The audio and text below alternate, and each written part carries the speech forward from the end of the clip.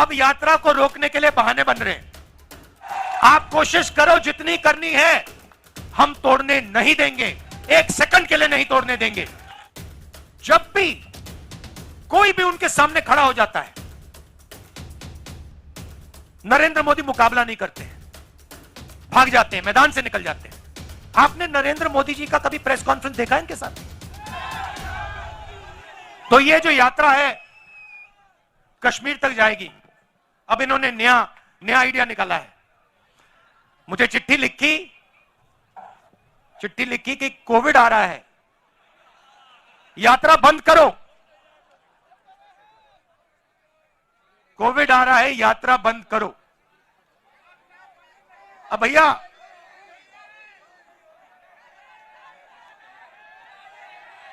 मतलब अब देखिए, अब यात्रा को रोकने के लिए बहाने बन रहे हैं।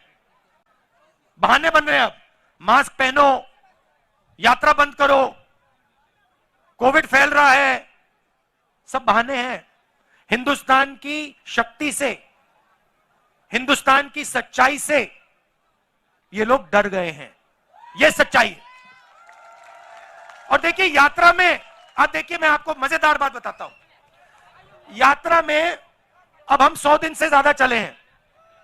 इसमें हिंदू, मुसलमान, सिख, ईसाई, हर जात के लोग, महिला, पुरुष, बच्चे, 5 साल के बच्चे, सब चले हैं।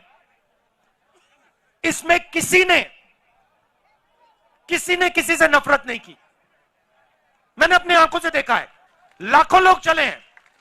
किसी ने किससे यह नहीं पूछा कि भाई तुम्हारा धन क्या है, तुम कहां से आए हो, कौन सी भाषा बोलते हो, किसी ने नहीं पूछा। 24 घंटा इस यात्रा में लोगों ने एक दूसरे का आदर किया, गले लगे, हाथ में हाथ लेकर यह यात्रा चली है। और दूसरी बात देखो, इस यात्रा में धक्का लगता है, कोई गिर जाता है। जैसे कल हमारे पीसीसी प्रेसिडेंट गिर गए। आप इनसे पूछो, एक सेकंड नहीं लगा, 7-8 लोगों ने इनको उठा दिया एक सेकंड में। किसी ने यह नहीं पूछा भैया आपका धर्म क्या है, आपकी जात क्या है, तो नाम क्या है, क्या करते हो ना, हिंदुस्तानी हो उठा देंगे आपको, नीचे नहीं गिरने देंगे। ऐसी सरकार हमें चाहिए जो हर हिंदुस्तानी की रक्षा करे, किसान की रक्षा करे। किसान के सामने मुसीबत आए, एकदम पूरा का पूरा हिंदुस्तान घूम के उसकी रक्षा करे। मजदूर के सामने मुश्किलें आई, एकदम हिंदुस्तान, पूरा का पूरा हिंदुस्तान अपने मजदूरों की मदद करे। ऐसा हिंदुस्तान हम चाहते हैं। ये आरएसएस का, नरेंद्र मोदी का नफरत भरा हुआ हिंदुस्तान नहीं चाहिए हमें। हिंदुस्तान के किसी को नहीं चाहिए। बहुत क्लियरली मैंने बोला, आपकी नफरत के बाजार में हम मोहब्बत की दुकान खोल रहे हैं। और ये मैंने आपको मैसेज दिया है।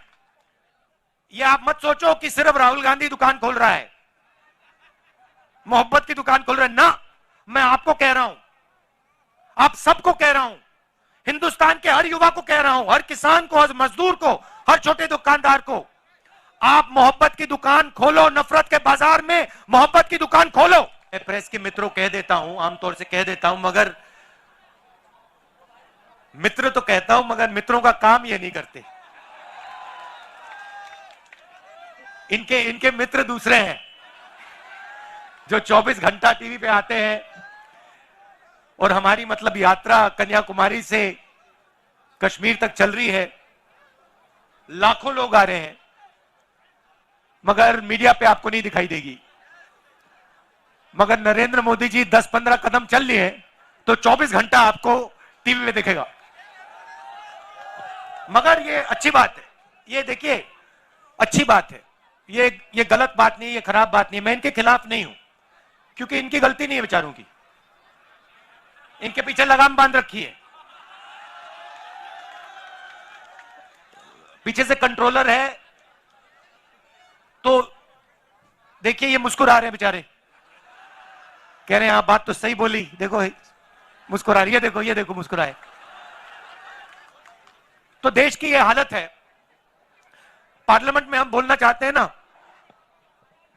पार्लियामेंट में बोलना चाहते हैं, कुछ रखना चाहते हैं, जैसे राफेल हवाई जहाज के बारे में, नोटबंदी के बारे में, जीएसटी के बारे में, देश में जो नफरत फैल रही है उसके बारे में।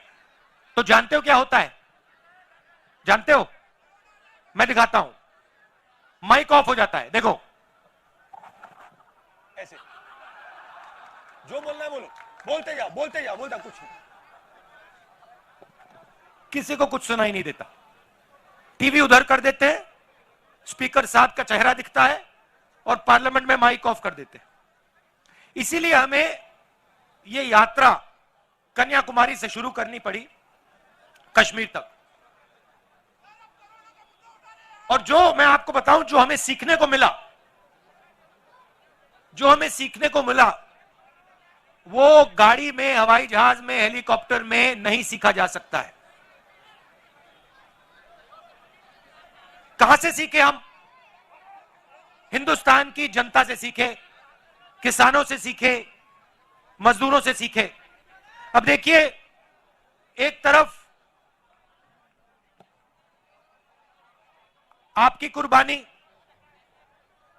यहां अभी मैंने महात्मा गांधी जी की फोटो के सामने फूल रखे, ये आए, इन्होंने आपकी रक्षा की। उस समय भी हिंसा थी, उस समय भी इन्हीं लोगों ने हिंदुस्तान को बांटने का काम, नफरत फैलाने का काम किया था। और आप याद रखिए, योगेंद्र यादव जी ने कहा वो तोड़ेंगे और हम जोड़ेंगे। मगर जब वो बोल रहे थे, मैंने एक बात सोची, सही नारा है, हम वो तोड़ेंगे हम जोड़ेंगे, मगर इसके आगे एक कदम जाना पड़ेगा। हम तोड़ने नहीं देंगे। आप कोशिश करो जितनी करनी है, हम तोड़ने नहीं देंगे, एक सेकंड के लिए नहीं तोड़ने देंगे। जोड़ने की जरूरत नहीं पड़ेगी, क्योंकि हम टूटने नहीं देंगे, हम तोड़ने नहीं देंगे। और मैं आपको एक बात बताना चाहता हूं, देखिए, एक मैसेज मैं आपको देना चाहता हूं। ये गांधी जी जो हैं, ये एक व्यक्ति थे, मगर इन्होंने हमें, इनके सामने हमने फूल क्यों डाले? हमने इनके सामने फूल इसलिए डाले क्योंकि ये एक सोच भी थे। ये सिर्फ एक व्यक्ति नहीं थे, ये एक सोचने का तरीका और एक जीने का तरीका था। और अगर आप गांधी जी को समझना चाहते हो, तो हिंदुस्तान में उस समय बहुत हट्टे कट्टे चौड़े लोग थे, मगर हिंदुस्तान का सबसे निडर व्यक्ति ये थे। तो अंग्रेज इनको डराने की कोशिश करते थे, डरते नहीं थे। जेल में डाल दिया, डरे नहीं। 3 गोली छाती में मार दी, तब भी नहीं डरे। इसीलिए हम इनके सामने फूल रख रहे हैं। तो मैं आपको एक ही मैसेज देना चाहता हूं, देखिए, कुछ भी हो जाए, आपको किसी से नहीं डरना है, नहीं डरना है।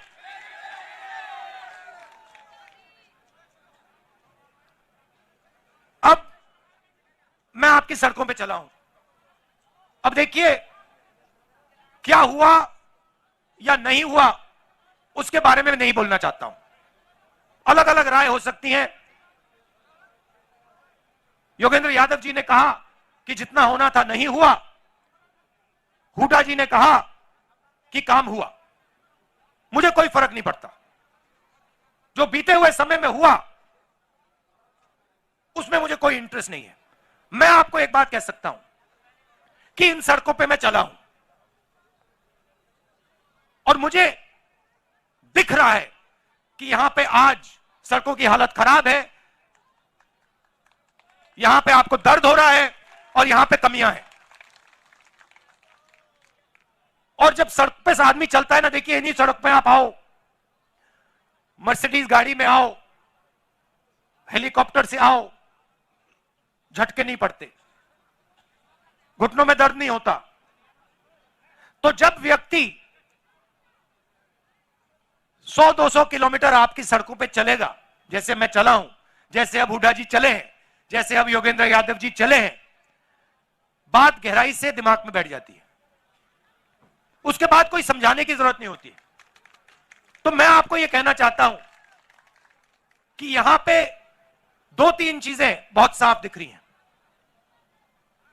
यहां पे आपको शिक्षा के इंस्टीट्यूशंस की जरूरत है, कॉलेजेस की, यूनिवर्सिटीज की जरूरत है।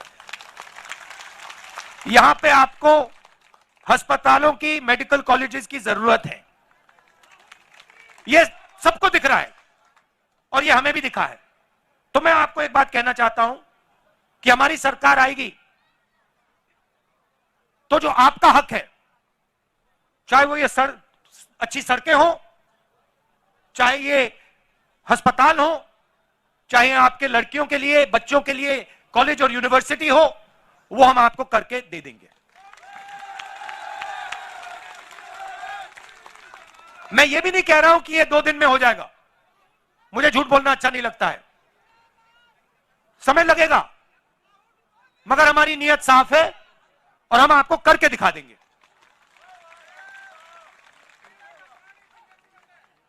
पीने के पानी की जरूरत है, यूनिवर्सिटी की, सच्ची सरकार की। अब भैया ये तो आपको मोदी जी से बात करनी पड़ेगी। महंगाई की मोदी जी से बात कीजिए, बेरोजगारी की मोदी जी से बात कीजिए। अच्छा, यात्रा हमने शुरू क्यों की? क्योंकि लोकसभा में हमारी बात नहीं सुनी जा रही थी। जैसे मैंने आपको कहा, माइक ऑफ कर देते हैं और देश में ये डर और नफरत फैलाने की कोशिश कर रहे हैं।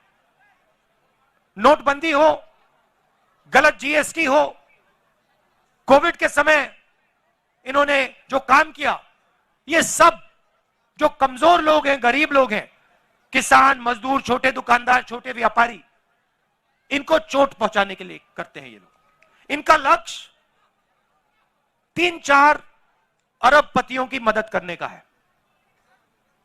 मैं आपको एक छोटा सा उदाहरण देता हूं।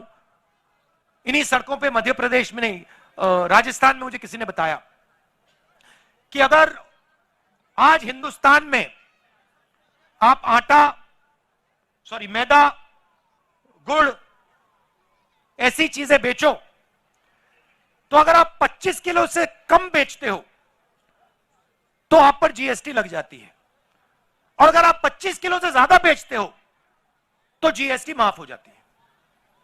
अब आप सोचिए, जो छोटा व्यापारी है, जो 25 किलो से कम बेच रहा है, उस पर इन्होंने जीएसटी लगा दी, और जो अरबपति है, जो 25 किलो से ज्यादा हजारों लाखों किलो बेच रहा है, उसकी इन्होंने जीएसटी माफ कर दी।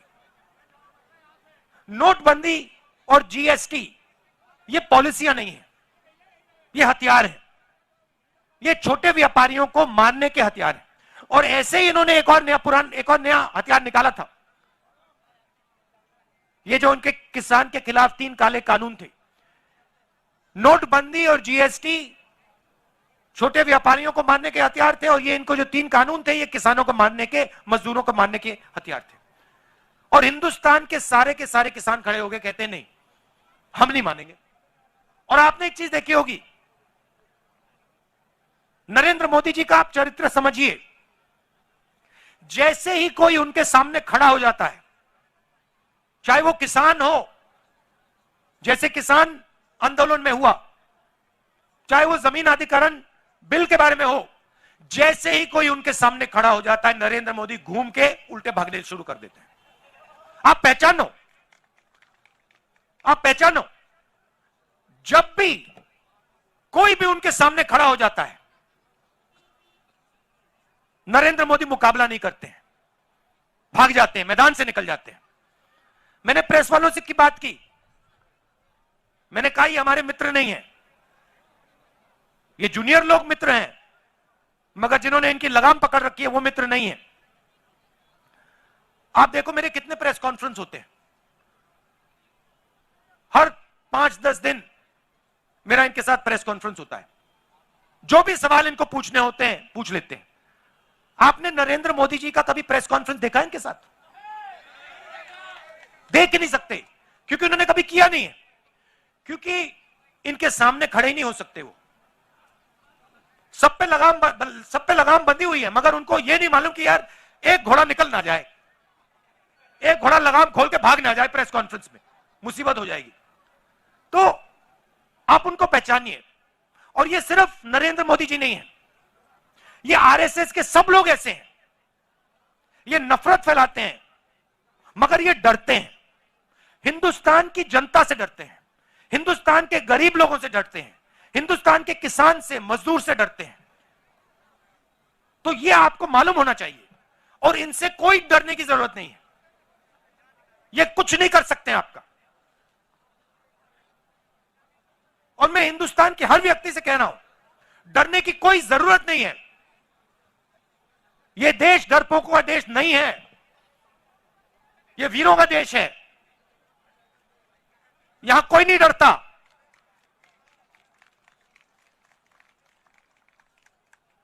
और यह यात्रा ने दिखाया है। कन्याकुमारी से यहां तक आए हैं हम। कितने किलोमीटर हो गए वेनु जी? 3000 किलोमीटर हो गए, 3000। और मैं अकेला नहीं चला हूं, हजारों लोग चले हैं। हमारे साथ एक 90 साल का व्यक्ति चल रहा है, 90 साल का, सबसे सामने चलता है, किसी से नहीं डरता। वो है हिंदुस्तान। तो इस यात्रा ने दिखाया है कि यह देश किसी से नहीं डरता है, अपने भविष्य से नहीं डरता। और एक दिन, जिस दिन यह खड़ा हो गया एक साथ, जिस दिन यह देश एक साथ खड़ा हो गया, उस दिन यह पूरी की पूरी नफरत, हिंसा सब खत्म हो जाएगी। और यह भी मत सोचो कि यह दिन बहुत दूर है। यह दिन दूर नहीं है, यह दिन आने वाला है, जब एक बार फिर यह देश मिलकर भाईचारे के साथ, मोहब्बत के साथ, एक साथ आगे बढ़ेगा। हम तोड़ने नहीं देंगे, सवाल नहीं उठता। जितनी कोशिश करनी है करो, तोड़ने की कोशिश करो। इस देश को हम टूटने नहीं देंगे। खत्म।